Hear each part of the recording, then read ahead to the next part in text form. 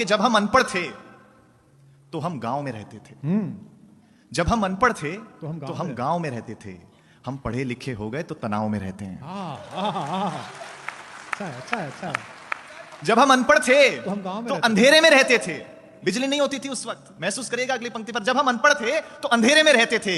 हम पढ़े लिखे हो गए तो लोगों को अंधेरे में रखने लग गए।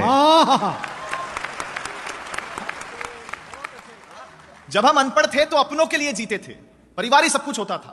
जब हम अनपढ़ थे तो अपनों के लिए जीते थे। हम पढ़े लिखे हो गए तो अब बस सपनों के लिए जीते हैं। हम अनपढ़ थे तो रिश्तेदार होते थे। अगली पंक्ति पर अगर महसूस हो जाए कि मैंने कुछ अच्छी बात कह दी है तो आपकी तालियां मिले। जब हम अनपढ़ थे तो केवल रिश्तेदार होते थे। हम पढ़े लिखे हो गए तो अब रिश्तेदार भी दूर के हो गए। जब हम अनपढ़ थे तो पैसा घर के एक मुखिया के पास होता था और सब सुखी होते थे। हम पढ़े लिखे हो गए तो आज पैसा सबके पास है लेकिन सुखी। जब हम अनपढ़ थे तो परिवार ही बैंक बैलेंस हुआ करता था। हम पढ़े लिखे हो गए तो बैंक बैलेंस के चक्कर में परिवार का बैलेंस ही खो गया। हाँ। देखिए, अनपढ़ों ने हमें दिया बहुत कुछ है, लिया कुछ भी नहीं है।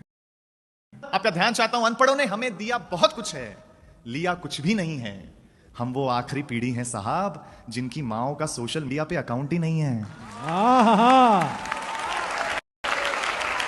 कितनी अच्छी बात है।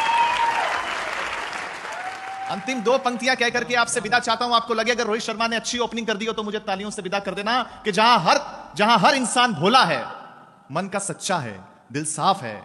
जहां हर इंसान भोला है, मन का सच्चा है, ऐ शहर तुझसे तो मेरे अनपढ़ों का गांव ही अच्छा है। बहुत बहुत धन्यवाद।